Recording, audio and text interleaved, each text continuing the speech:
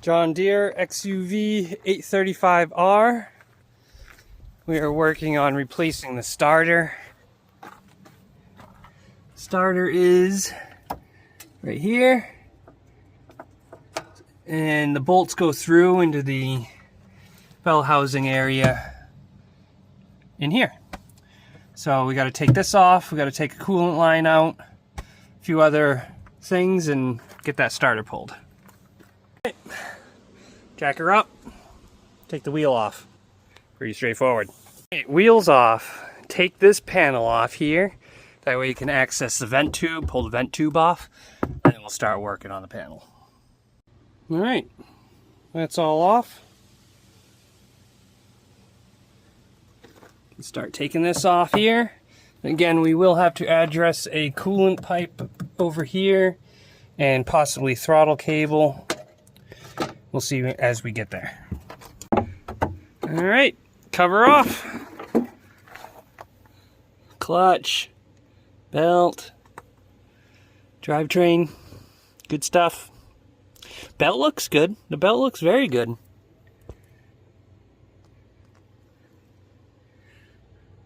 Yeah. Huh?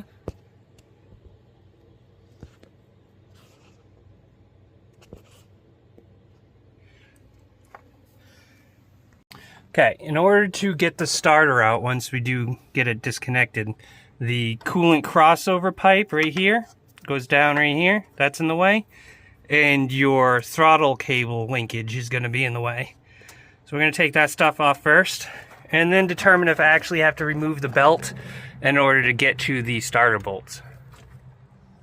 So we got that part of the coolant pipe off. We got the bolt for the coolant pipe off. We got to get that piece off here and another pipe here. Then we can pull that crossover pipe out.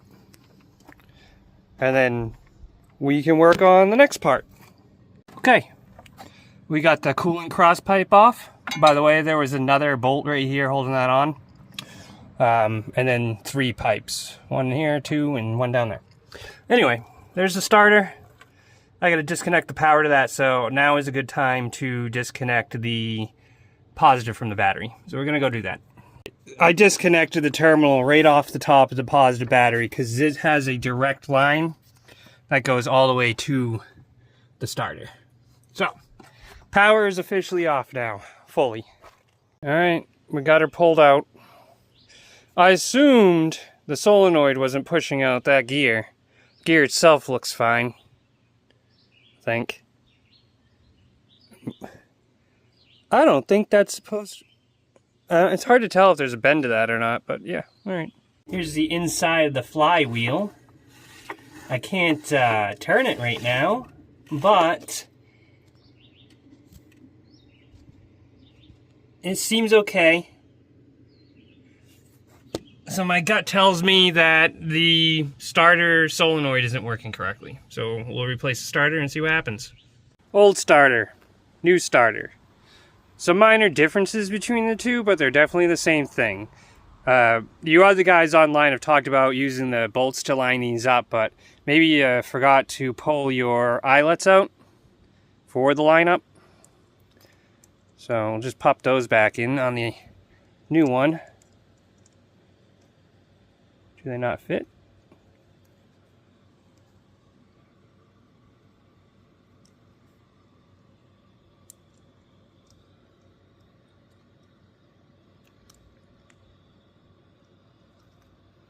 Here we go. Perfect. See that hole right there? We need to put this in that hole. Don't be the guy that loses his bolt in his hole. Wrap that shit.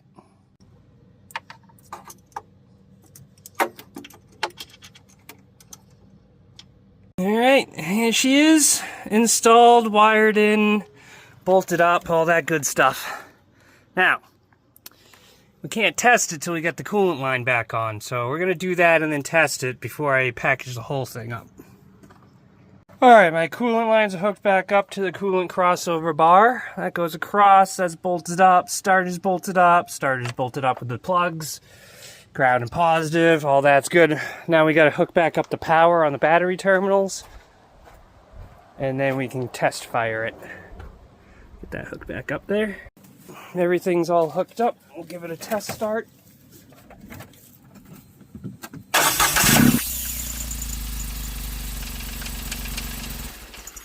Perfect. That's exactly what we want. All right. She's back on. Nice and solid. Good to go on that. Put our vent tube back on. Get this back in there. All right. And then put this on. Well, we're getting there. All right. There we are. All back together. Good to drop her.